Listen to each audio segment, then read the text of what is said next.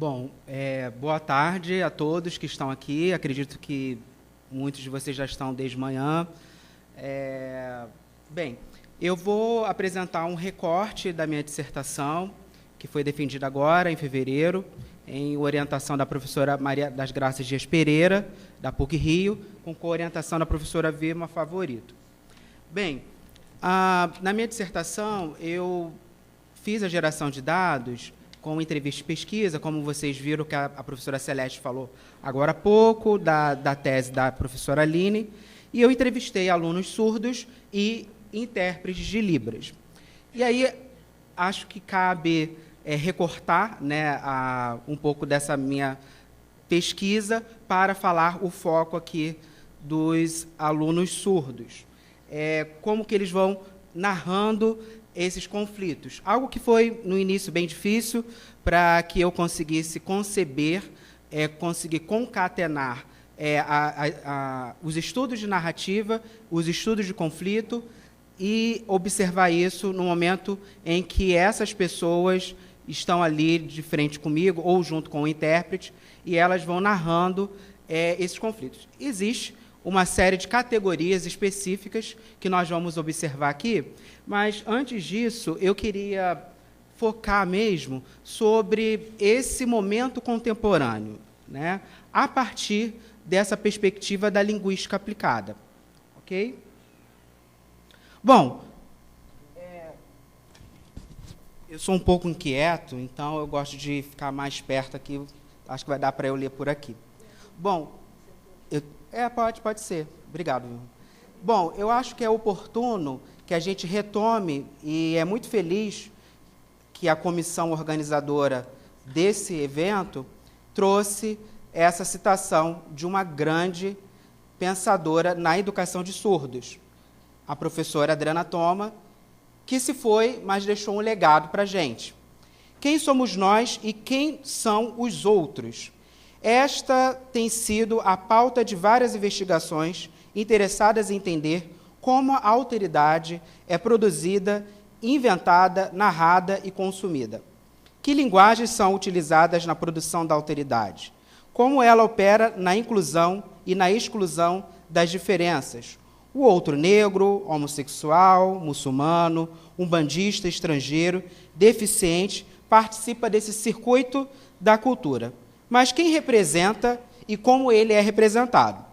Com que linguagens as representações são produzidas? E essas e outras questões aparecem no cenário de hoje, numa tentativa de responder à complexidade das relações sociais resultantes do projeto da modernidade que eu vou estar apresentando um pouquinho para vocês hoje, esse momento, e trazendo essa conexão do que a professora Kelma apresentou, e eu vou retratar pontos em comum dessa citação, quem são o outro, o eu, como essas narrativas elas são produzidas a partir do que eu entendo da minha identidade e das minhas diversas identidades nesse momento atual que nós vivemos. E aí eu estou trazendo essa questão. Que mundo é esse? Bom, para entender que mundo é esse, eu retomo aos estudos desse professor sociolinguista indiano, Kumaravadi-Velo, que vai retratar a linguística aplicada a partir dessa perspectiva, dessa transição da era da globalização.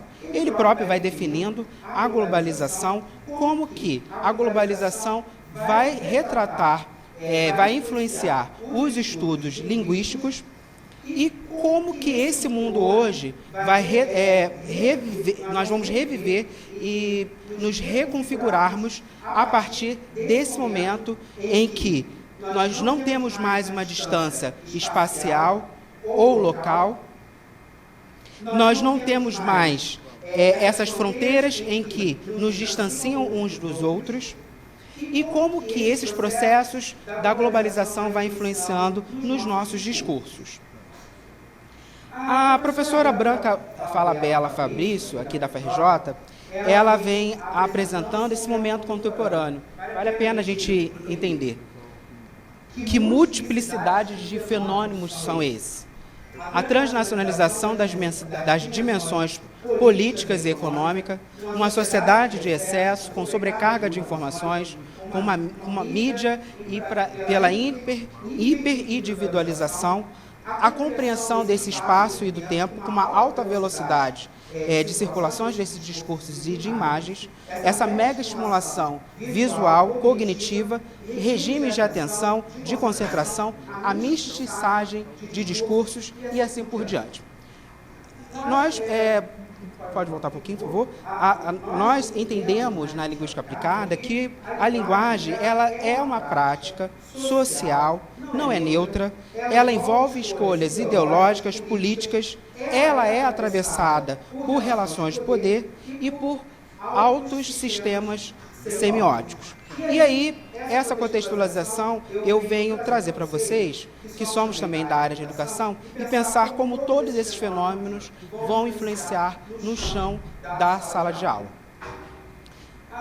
Essa metáfora do professor Rod Stewart, quando ele esteve na PUC-Rio, em 2011, ele vem retratando sobre a perspectiva dos estudos da etnometodologia, que a análise da conversa vem estudar a partir da sociolinguística, da sociologia, da antropologia, mas como que nós, pesquisadores, muitas vezes estamos dentro dessa roda gigante, que horas nós estamos do alto olhando essa interação, ou horas nós estamos embaixo olhando essa interação. E aí ele convida nós, pesquisadores, a sairmos da roda e irmos participar dessa interação no parque. Ok. Os meus caminhos vão sendo influenciados por essas perspectivas teóricas, não da análise crítica do discurso, que vai observar textos e ideologias, mas pela sociolinguística interacional, junto com Basington, Goffman, etc. e tal. Mas para nós, sociolinguísticos, é muito interessante observarmos pistas em que, nesse momento de interação, a gente tem pistas linguísticas, paralinguísticas, essas prosódias. Hoje mesmo nós temos o professor Nelson Pimenta, que acho que está defendendo, ou já defendeu, sobre a prosódia em Libras, algo muito inédito, em que vai certamente nos possibilitar entender mais sobre a perspectiva da prosódia dentro da língua de sinais. Ok. Pode passar. E daí, na minha dissertação, nós fizemos uma retrospectiva narrando, assim como a professora Celeste, que fez um recorte bem mais histórico, eu venho nesse momento contemporâneo e retratando dessa macrosociologia dentro da educação de surdos. Como que há essa descoberta e essas narrativas de mães, de pais ou de crianças que têm pais e mães surdos vão relatando dentro dessas pesquisas. Nesse momento, na minha dissertação, eu faço uma revisão de literatura a partir dessa perspectiva. E também retomando aos estudos da perspectiva bilíngue, com todos esses teóricos que nós estamos observando aqui, que desde a década de 1990 vem pesquisando a educação de surdos, essas lutas desses movimentos surdos e também algo muito importante para a comunidade surda, que são as nossa, foi difícil aí. As regulamentações sobre coisas que eles conseguiram reivindicar e conseguiram reconhecimento, algo que no Brasil a gente tem, mas que nos Estados Unidos não há muitas dessas regulamentações, mas que os surdos brasileiros conseguiram. E também as contribuições dos estudos surdos, ok? Bom, para amparar a minha pesquisa, eu retomo novamente aos estudos da linguística aplicada em disciplinar, porque nós queremos observar as vozes do Sul, ou seja, observar como as pessoas que estão na interação vão reforçar os seus discursos a partir de visões alternativas, pós-modernas, pós-coloniais, pós-estruturalistas, antirracistas, feministas, queer, ou seja, todas essas histórias que vão retratar esses entre-lugares onde nós estamos na nossa vida social, onde esse mundo de conflitos vai tratando sobre essas agendas que todos nós vamos relatando a partir das nossas narrativas, como a professora Celeste e a professora Aline apresentaram na pesquisa delas. Ok? E daí, o recorte teórico para a minha pesquisa vai perpassar aqui sobre os estudos do conflito, as línguas em contato com o conflito, prescritivismo na linguagem, multilinguismo, práticas transidiomáticas e esses mecanismos de análise. Para eu estudar um pouco sobre o conflito, eu tive que fazer uma pesquisa bem ampla em algumas áreas de estudos científicos, como na psicologia ou nos estudos de sociologia, antropologia, mas eu me amparei nos estudos de sociologia, a partir da definição que o Giddens e Stone vão retratar sobre essa definição do conflito. O que para eles é o conflito, né? O conflito é um processo de lutas entre grupos sociais que envolve tensões, muitas vezes discórdia e choques de interesses entre esses grupos. Numa perspectiva macro, ou seja, bem maior, esse conflito, numa lente, ela tem um olhar dos fatos históricos. Por exemplo, quando acontecem as expansões marítimas e territoriais, e assim outros povos vão indo para outros lugares, e esses conflitos vão se intensificando em guerras, em colonizações e explorações desses povos. Mas os teóricos também vão falar que, numa ordem micro, ou seja, nessa interação, é observado como as pessoas estão em contato umas com as outras e como isso vai influenciar nessas intermediações de conflitos. O Montanari, que é um sócio semiótico italiano, ele vai estudando o conflito e pensando que o conflito ele tem a ver com essa relação e interação entre sujeitos. Pode ser que eles estejam em conflitos entre eles mesmos ou em coletivos. Mas que muitos desses conflitos, com a observação dele há uma necessidade de reconhecimento daquela determinada comunidade, por exemplo. Ok? Os estudos linguísticos vão estudar o conflict talk, que é a fala de conflito, a partir do sociólogo Grishaw, Grimshaw, que vai pesquisar, a partir desse momento da era da globalização, como que o conflito social e a violência elas vão se intensificando nos Estados Unidos. Ele vai fazendo essa pesquisa e depois ele parte numa outra fase da vida de pesquisa dele para observar os conflitos na fala e na interação. Por exemplo, nesse handbook dele, ele vai observar e trazer alguns desses teóricos, observando os conflitos entre as crianças, por exemplo. Quando uma criança estrangeira vai estar ali nos Estados Unidos, uma classe dita inclusiva, e elas começam a brigar entre elas. Muitas vezes, brincadeiras são encadeadas em conflito. Ou, por exemplo, também um outro artigo que tem nesse livro dele, vai observando quando casais estão ali juntos e num jantar, no momento que eles estão em separação, e eles começam a brigar entre eles, né? Então, essas gravações vão descrevendo a fala de conflito. Ok, até aí eu estou observando o conflito de uma ordem, de uma definição, dentro de uma interação, mas eu preciso observar o conflito pelas narrativas. E antes disso, eu também, que foi uma contribuição na minha banca, para retratar um pouco sobre as línguas em contato e em conflito. A professora Marida Cavalcante, a professora Vilma Favorito, sempre reforçam que quando línguas estão em contato, elas estão em constante conflito. Isso porque uma língua pode estar sobreposta à outra, ou há ali uma evidência de hegemonia linguística ou padronização linguística, ou que esses grupos subalternos ou minoritários estão em desigualdade social e linguística. Há também perspectiva de uma violência simbólica. O próprio professor Logares aqui da UF vem retratando sobre essas variantes linguísticas que muitas vezes vão levar a discursos essencialistas, como, por exemplo, que a gente vem observando atualmente na comunidade surda, em que não se pode criar sinais. Isso é algo que deixa a gente em alerta.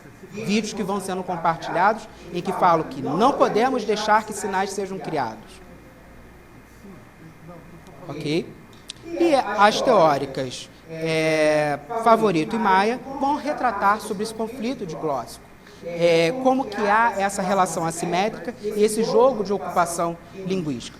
A César e Cavalcante também vão retratar sobre essas ideologias linguísticas. Enfim, esse momento aqui vai retratando muito sobre o que eu vou refletir mais à frente quando for ler para vocês as narrativas. Outra questão que nós precisamos nos ater é sobre o prescritivismo na linguagem. Por quê?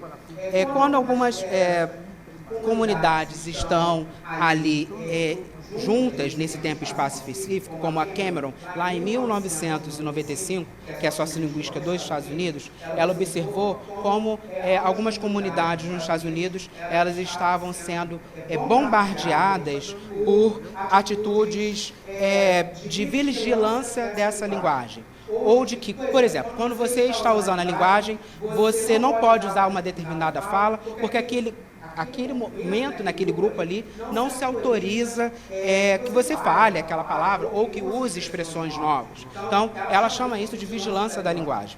E o perigo disso, porque pode levar à perspectiva da higienização verbal e também ao conservadorismo da linguagem. Ok? Que tal, então, a gente se debruçar sobre um novo olhar para o uso da linguagem? O que os estudos atuais da linguagem estão observando? Bom, atualmente, os linguistas, tanto na área de psicolinguística, de sociolinguística, de tradução, enfim, toda a área de estudos da linguagem e também da área de educação, vem observando as práticas multilingües.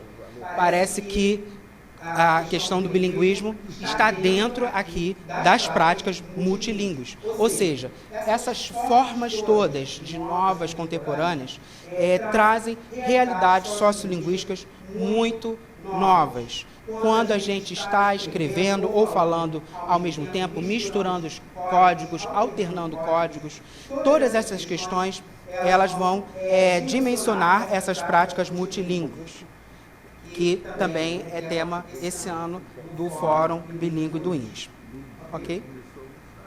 Uma outra questão que a gente precisa refletir que vai também ser algo bem inédito para a comunidade surda, e vou mostrar por quê, é sobre os estudos de Jacamé, que ele vai entender as lógicas monolíngues, essas padronizações da linguagem que eu falei anteriormente, e esse pluralismo, nesses momentos que nós estamos em interação um com os outros. Ele vai retomar aos conceitos de territorialização, reterritorialização e desterritorialização, entendendo que nesse emarado no nosso mundo contemporâneo, há uma superdiversidade global e cultural. Que essas práticas multilingües acontecem em conversas multilingües com alternâncias e mistura de códigos. E aí, algo bem inédito na comunidade surda é que saiu o artigo agora em março desses teóricos nos Estados Unidos que vão retratar a translinguagem. Que sinal é esse? É porque eu estou com o microfone. Assim. Tá? Esses estudiosos, eles vão observar que descreva, não prescreva, a prática e a política da translinguagem no contexto de surdos sinalizantes. Eu deixei aqui o link, quem quiser depois pode falar comigo, eu passo o link, que é um artigo que saiu agora há pouco, e eles vão estudando, talvez, uma nova fase para a comunidade surda, em que nós vamos delimitando os estudos estruturais linguísticos e nós vamos observando mais essas interações cotidianas de surdos. Por exemplo, quando os surdos alternam ou misturam códigos com movimentos labiais ou, às vezes, sonoros, utilizando uma gama de recursos imagéticos, multimodais, e eles constroem essa argumentação acreditando que a comunidade surda é uma comunidade transidiomática. Ok? Esses são algumas das revisões de literatura que foram para a minha dissertação, da professora Maria da Cavalcante e da professora Silva também, sobre as práticas transidiomáticas de surdos em cenários ali, mas que também há ideologias linguísticas. Elas vão observando essas práticas multilíngues. Outra pesquisa também bem interessante para a gente retomar o olhar e ler é da professora Andresa Nora, que pesquisou o Desuínes e observou esses símbolos de pertencimento, identidade de grupo, ideologias monolíngues. Ok? Então, para eu falar de narrativa, eu penso que a gente precisa entender o que é, por que nós narramos e como nós narramos. Ok? Bom, na nossa área de sociolinguística, nós entendemos que a narrativa, ela são histórias pelas quais os narradores relatam, pode ser em situação de entrevista ou um momento que nós estamos cotidianamente. Aconteceu isso ontem, interessante, não. Ou seja, como a professora que a Alma apresentou ali, os surdos na entrevista avaliando momentos em que eles vivenciaram entre eles ou nesse momento histórico. Mas nós, quando narramos, retomamos a esses eventos passados e essas experiências que nós vivenciamos. Nós ressituamos o nosso eu e o nosso social e como nós pensamos e avaliamos esse mundo que nós vivemos e como nós pensamos no nosso próprio mundo. Por quê? Quando nós narramos, pode passar, nós estamos construindo identidades. Então, é muito relevante para nós, sociolinguistas, observarmos em entrevistas ou ali as narrativas, como as pessoas vão construindo identidades no discurso delas. Então, nós expressamos quem somos, como nos tornamos em cada momento de nossas vidas, como nós negociamos estar ou não pertencente a um grupo, e essa identidade é imutável. Ok? E aí eu chego aos estudos de narrativa de conflito, que começa com o professor antropólogo linguista, sociolinguista também, o Briggs, aqui, BR, ok? Em que ele vai estudar esse discurso desordenado. Como que as pessoas, em determinadas situações, elas vão narrando conflitos que elas vivenciaram.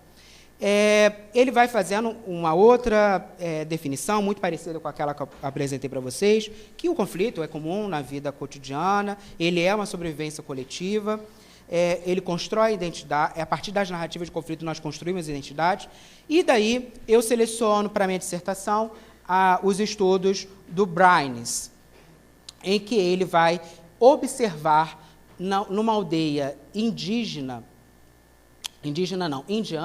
uma aldeia chamada Fiji, F-I-J-I, em que ele fez um estudo etnográfico, observando como essas pessoas, no momento em que elas estavam coletivamente congregadas, elas narravam o conflito. Como que era isso?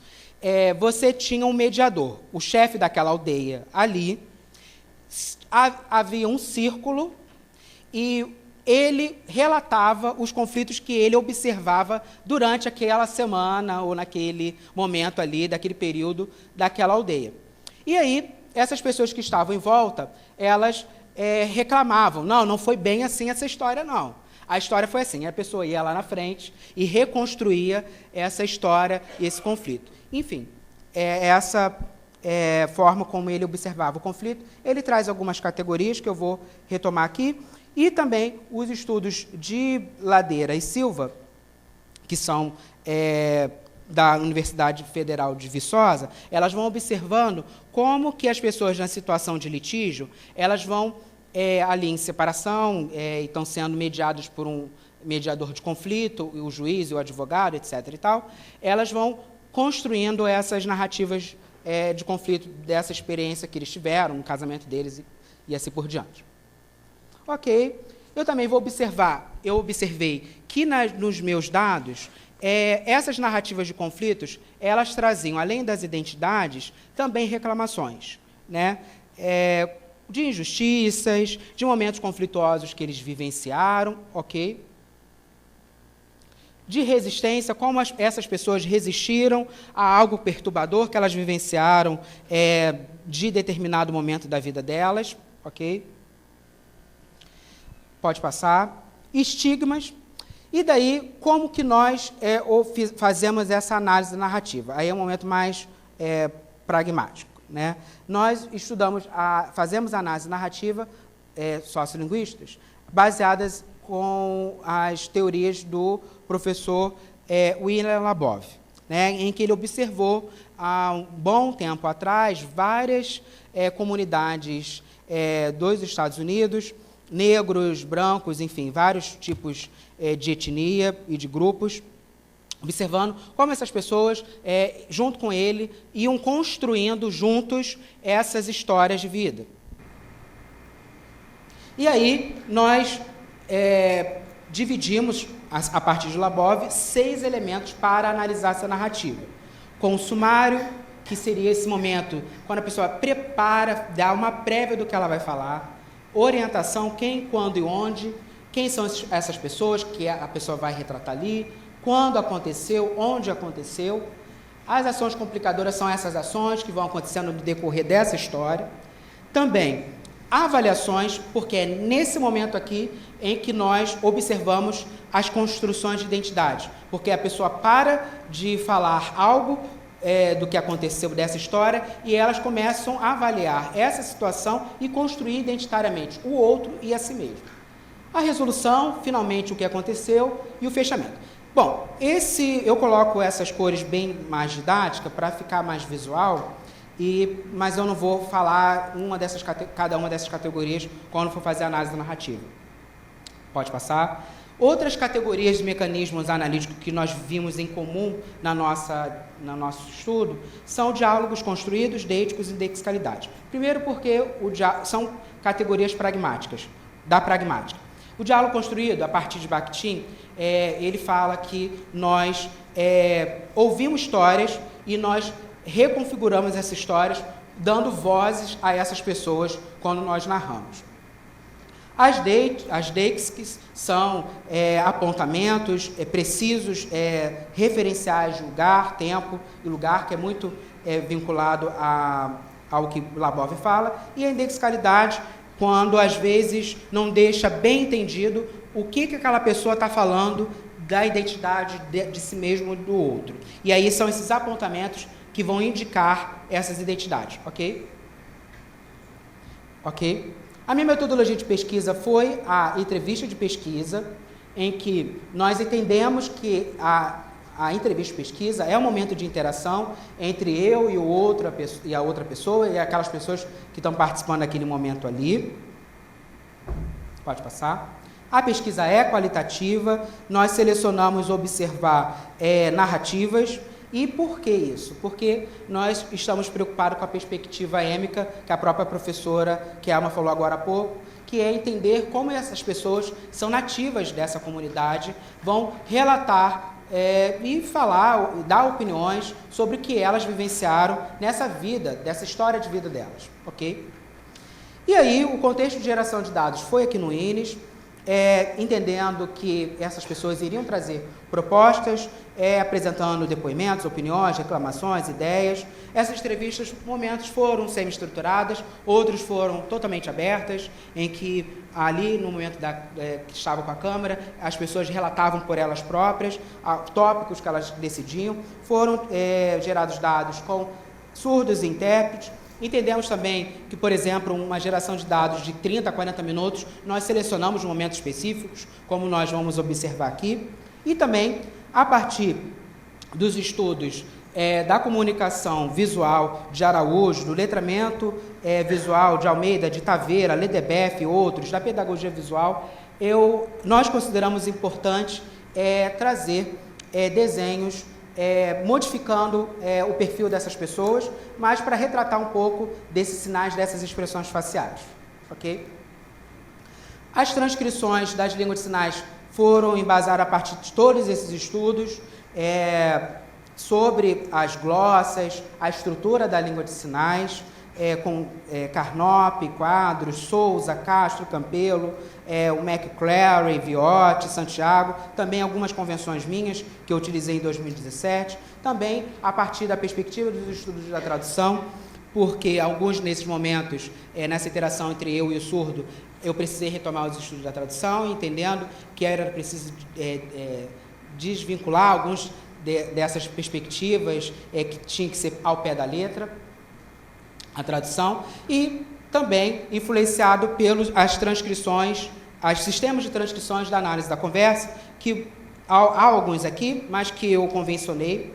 Pode passar, professor? Professora Beth? Enfim, aqui são essas transcrições que nós usamos, que eu usei na minha dissertação. A partir de Felipe, eu faço algumas dessas adaptações para a minha pesquisa. Né? Quando toda a glossa ela é transcrita em caixa alta, não há conjugação verbal ali do verbo ou daquelas palavras que estão ali, todos os sinais que são soletrados estão com hífen, enfim, são essas transcrições, esses sistemas que eu trouxe e retratei aqui que vocês vão observar, ok? Bom, eu selecionei para cá, e a partir dessa pergunta que eu coloquei na minha dissertação, que abordagens teóricas do âmbito da teoria da narrativa são importantes para estabelecer parâmetros dessa análise da narrativa de conflito. Eu selecionei a narrativa, a estrutura desses mecanismos, aqueles 6 mecanismos do Labov, observando também a sequência desses fatos, a sequencialidade desses fatos, 1, 2, 3, 4, enfim, em diante. O momento específico do evento de conflito, o clímax do conflito, e quem eram essas pessoas que estavam participando dessa história, desses personagens do conflito, dessa história de conflito. As avaliações e como algumas dessas pessoas acusam essas pessoas como causadoras do conflito, outras, elas próprias são as vítimas do conflito. São 3 narrativas. Eu tenho tempo? Tem. Tá. Então vou ler com mais calma aqui.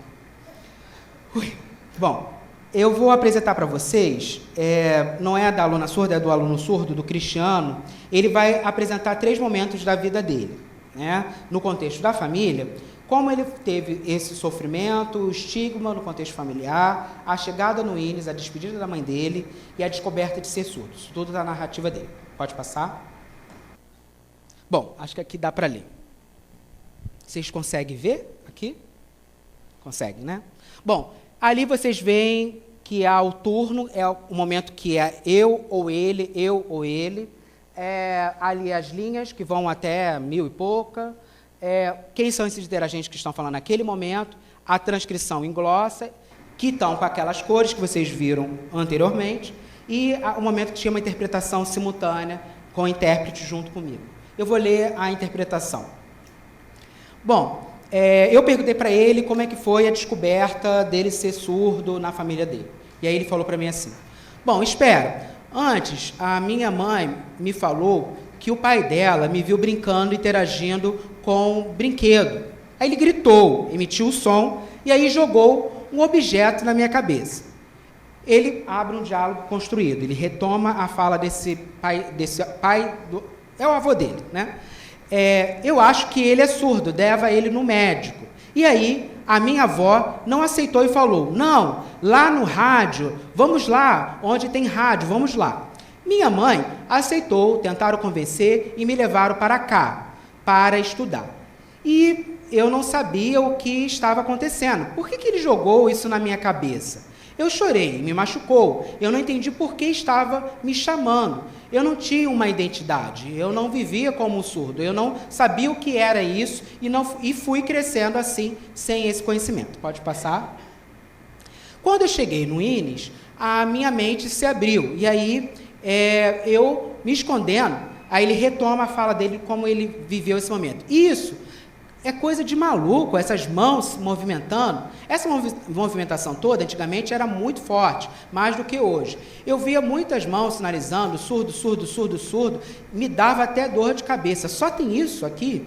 E aí, a minha família vai me abandonar e eu não vou largar a minha mãe, não vou deixar ela ir embora.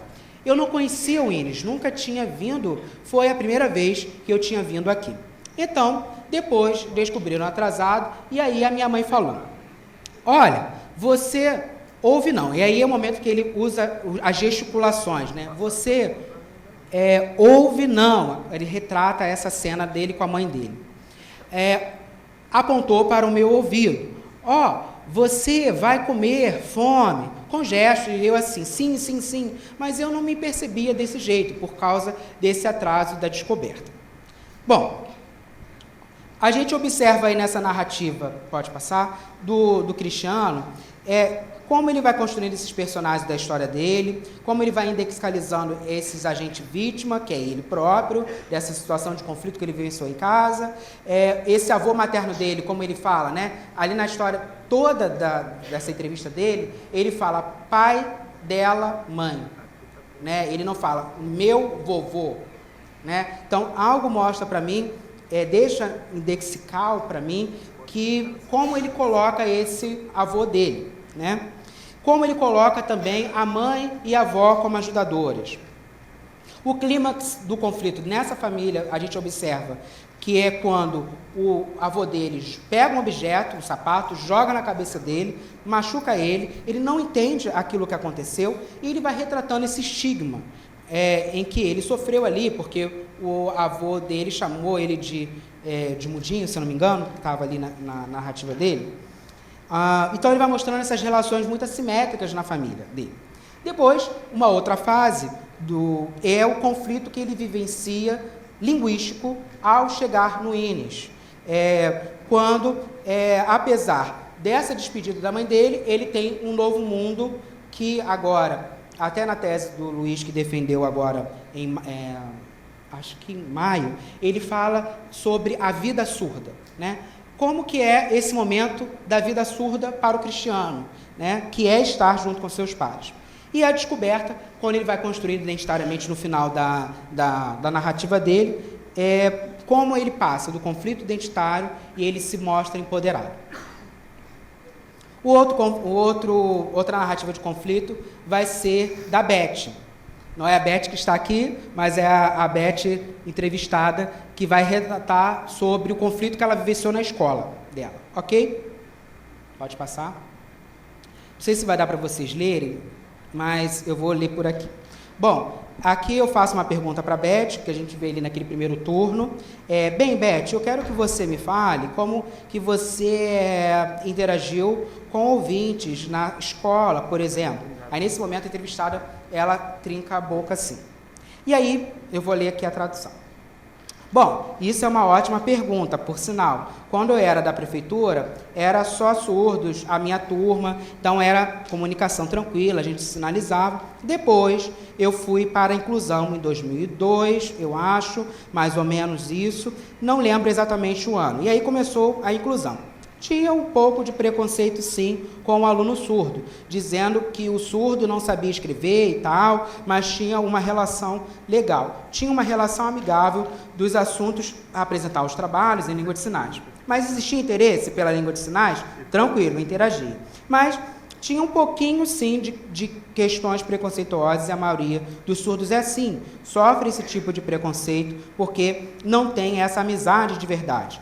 E sempre, e muitas das vezes, menosprezados, mas os ouvintes não sabem a língua de sinais. A gente vê aqui vários momentos que ela vai apresentando avaliações dela, em rosa, que coloquei ali. Ok? Um outro momento dessa entrevista dela, na própria escola também, ela retrata como que foi um momento de conflito com ela, com uma colega dela ouvinte. Aí, eu falei assim, aí, como é que ficava isso em sala de aula? Aí começava uma discussão, e aí eu tinha que conversar com a direção, tinha que falar do meu direito e da língua de sinais. Se ela não queria aprender, o problema é dela, mas eu também tinha o meu direito. É o momento que ela teve que a aluna ouvinte falou que ela era mudinha, que não sabia escrever, que escrevia tudo errado, e aí ela parte para cima, resiste a esse momento, e ela retoma esse conflito de como ela teve esse embate com a colega dela. Depois elas se desculparam e tudo bem. E um outro momento, que ela fala na narrativa dela, de outro conflito que ela vivenciou com o professor. Com esse, aí eu peço para ela recontar. Com esse professor que você falou acima, né, ele te deu um fora, e aí você respondeu em língua de sinais, você lembra da situação? Aí ela fala assim, sim, aconteceu lá atrás. Tenta recontar. Aí ela aspira. Bom, ele me chamou de mudinha. Eu falei, eu não sou mudinha, eu sou surda. Você não conhece o significado dessa palavra mudinha? Você não está vendo que eu sou surda?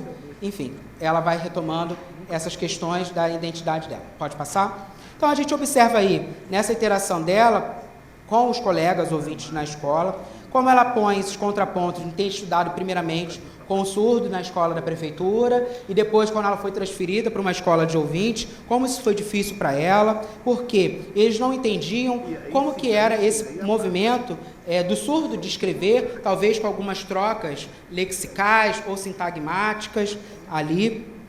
Ela apresenta a atitude agentiva dela, de que ela sabia sinalizar, escrever, no momento que ela estava em clímax do conflito ali, mas ela destaca como que ela evitava também esse conflito, ensinando Libras para os colegas dela. Né? Aí ela apresenta ações dela, que aí destaco aqui, interagir, conversar, eu conversava, eu apresentava, eu sinalizava, eu aceitava, interagia, continuava. Enfim, ela vai se construindo como uma pessoa agentiva que resistia a esse estigma imposto a ela e aos colegas surdos. A última narrativa que eu vou trazer para vocês é do Lúcio, e ele vai apresentar conflitos que ele vivenciou no DESU. Ok? Bom, está pequenininho aqui, mas eu vou tentar ler. Eu queria que você me contasse como é a sua interação com os alunos ouvintes que estudou com você na faculdade. Você pode me contar? Bom, ele aspira profundamente, inclina a cabeça para a direita, olhando para o alto, e arregaça as mangas para começar a falar sobre essa narrativa. Bom, aqui é um pouco difícil essa interação. No começo do curso, a interação era fantástica. Ao avançar dos primeiros períodos, houve uma ruptura. E aí ele usa o deítico, né? Assim.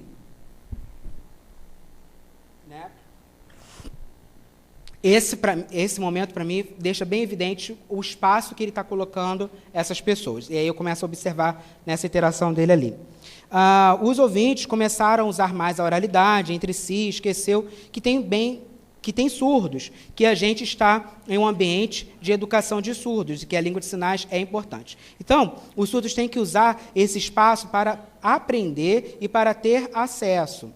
Então, a importância da língua de sinais fica meio que privada, porque os ouvintes estão conversando nos seus guetos, ou seja, nos seus grupos, quando ele fala ali. E nos seus grupos. E na hora de selecionar grupos, e aí ele vai fazendo uma reclamação aqui, no momento em que há aquela seleção de grupos, né? O professor vai deliberar ali uma atividade, e aí ele vai retomando esse momento. Aí ele fala, grupo, né? Grupo. E os surdos sozinhos ali. Ele vai fazendo essa reclamação. Existe muito pouco de interação com os ouvintes. Aí, num outro momento, ele fala de uma situação que ele vivenciou de conflito com um aluno ouvinte, e aí o aluno falou que ele não estudou, ele fala que estudou sim. Aí eu pergunto para ele nessa interação, você estudou? Aí ele, claro que eu estudei. É que eles não estão acostumados e não têm experiência em lidar com os surdos. Os surdos têm as suas dificuldades, têm as suas limitações, precisam trabalhar isso e entender.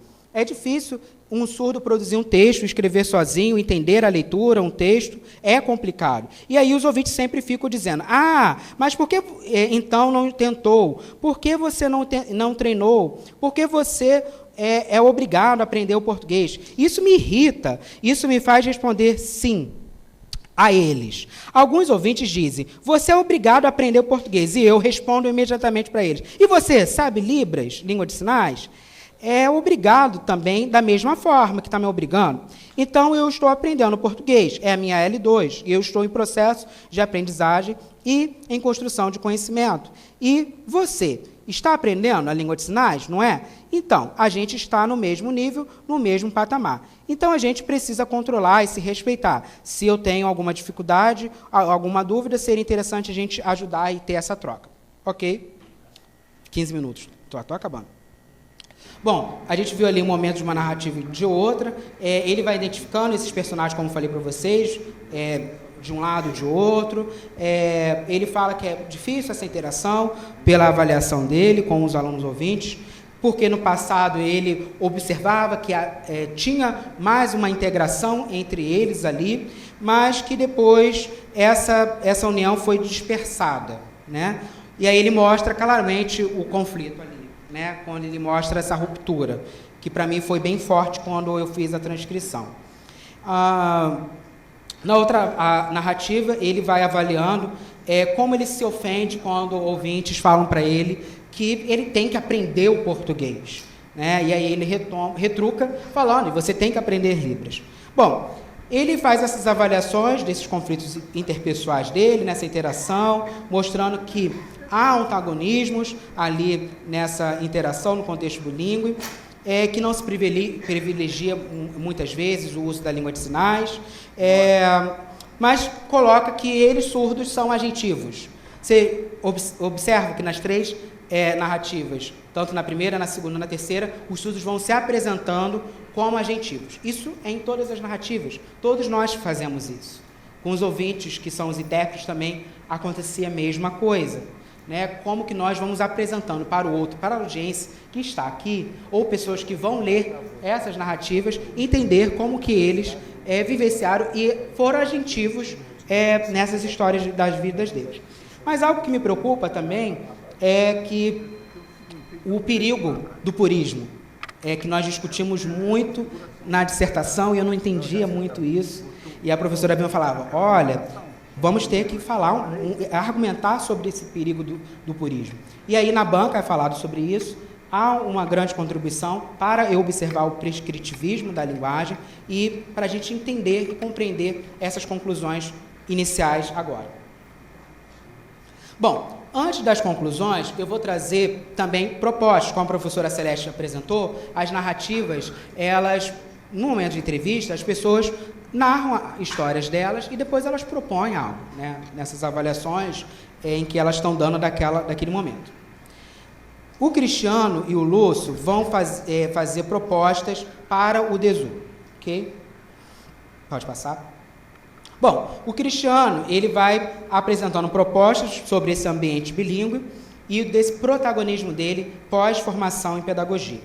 Ele fala que é necessário colocar informação a partir da língua de sinais, com conteúdos acadêmicos dentro do DESU. Isso, eu até coloquei na minha dissertação, já acontece, em que o professor Alexandre Rosado, no momento que estava na gestão, implementou essa proposta, e eu coloco lá nota do rodapé, apresentando esse projeto que é feito no DESU, que intérpretes vão fazendo interpretação das notícias cotidianas. Ele também faz uma questão, por que colocar um nome bilíngue no INES, né, problematizando sobre esse lugar, né, de verdade, de ser construído como bilíngue, pela perspectiva dele. Ele defende também que é necessário que os surdos, assim como ele, defendam a monografia em Libras, como é feito também pelo projeto da professora Cristiane Taveira e do Alexandre Rosado. E também ele vai argumentando como que os professores ouvintes do DESU podem se tornar bilíngues. Ele vai questionando, né? O professor doutor, que tem experiência profundamente sobre os surdos, ele vai falando aqui. Então, precisa ter essa perspectiva, ele vai apresentando, sobre como que os professores podem aprender Libras e interagir melhor nesse local. Ele fala dessa vontade dele própria, de se tornar mestre e doutor, a partir dessa formação dele, e é algo que ele vem torcendo para que esse ambiente, essas propostas, possam ser implementados. O Lúcio faz reclamações pontuais sobre nós, intérpretes. Ok? Ele faz uma reclamação dessa falta de tempo dos intérpretes em ajudar os surdos, fora desse contexto da sala de aula, devido às diversas formas e situações que os intérpretes estão alocados dentro desse espaço. Ele acredita que precisaria ter um momento, depois do intervalo ou no descanso, uma aproximação entre os alunos surdos com os intérpretes. Ele apresenta também que poderia sentar os intérpretes mais de frente a frente, situações pós a interpretação de sala de aula, e talvez ter uma amizade, uma intimidade fora desse contexto profissional. Aí ele vai fazendo essas reclamações aí. Ok? Pode passar. Bom, algumas contribuições dessa pesquisa, algumas perguntas. Bilinguismo, pureza em Libras e português, são práticas transidiomáticas circulando nesses espaços, práticas multilingües, ok? Pelas contribuições dessas pessoas nas narrativas deles, junto com a linguística aplicada, dentro e fora desses ambientes, desses contextos que eles estão, familiar, escolar, a gente viu que no foco êmico deles, né, como eles vão dando esse foco êmico, da perspectiva deles, que são nativos dessa comunidade, vão retratando, apontando conflitos linguísticos, identitários e interpessoais nesse processo de compreensão e subjetivação, com avaliações de dores deles próprios, de emoções deles, incômodos, reclamações e resistências sobre esses conflitos. Como que eles apontam também esses causadores de conflitos, como eles vão apontando os estigmas em determinados momentos dessas histórias de vida deles, as resistências aos poderes assimétricos dessas instituições, ou das formas como nós lidamos cotidianamente uns com os outros, mas também, algo interessante, como eles vão apontando a virada identitária deles pelo discurso, pela narrativa e o empoderamento de ser surdo, ok? Bom, os resultados dessa pesquisa não pretendem generalizar nada, mas apontar, entender como que nós compreendemos a importância da escola como lugar de descoberta nessas narrativas que eles narraram ali nas escolas onde eles estiveram, principalmente o INES, que é um espaço educacional em que eles constroem identidades, se empoderam nesse local e querem, a partir, mesmo com pouca generosidade, solidariedade de alunos ouvintes, como eles fazem reclamações, como eles pensam nessa perspectiva bilíngue. Uma outra coisa que também os surdos, alguns deles, não pontuam como seriam possíveis saídas desses conflitos. Eu acredito, e nós discutimos bastante, que é preciso a gente fazer uma dissolução dessas fronteiras entre surdos e ouvintes. Em que a gente sabe que o INES é um lugar multilingüe, com diversas formas de se pensar a língua de sinais aqui dentro, com múltiplas estratégias comunicativas, e que nós precisamos quebrar essa lógica, essa ideia de uma lógica monolíngue monolítica dentro dessa instituição. E aí, o convite, a partir da professora Maria da Cavalcante, que tal a gente observar a língua de sinais ou qualquer outra língua a partir de um caleidoscópio, né? Observar a língua como uma multiforma de capacidade de se entender com recursos móveis, heterogêneos, multimodais, multissemióticos, e entendendo que as línguas elas são sempre super diversas, com muitos repertórios linguísticos. Ok? Pode voltar um pouquinho, Beth? E também, quando a gente pensa em quebrar essas zonas fronteiriças, aqui, né, Libras aqui, ouvintes aqui, surdos aqui, etc. e tal, eu observei que nessas narrativas, como que há muito ressentimentos e essas penetrações de coisas muito engendradas entre eles, né? Então, é preciso olhar a língua de sinais e a comunidade surda por esse olhar caleidoscópico, ok? E aí, a partir desse artigo, desses teóricos surdos e ouvintes dos Estados Unidos, que saiu agora em março, que nós podemos extrair muitas coisas inéditas sobre a comunidade surda, entendendo, assim como eles, que a comunidade surda é transidiomática. Precisa de mais pesquisas para essas afirmações. Ok? Essas são um pouco das minhas referências. Pode passar. E obrigado a todos.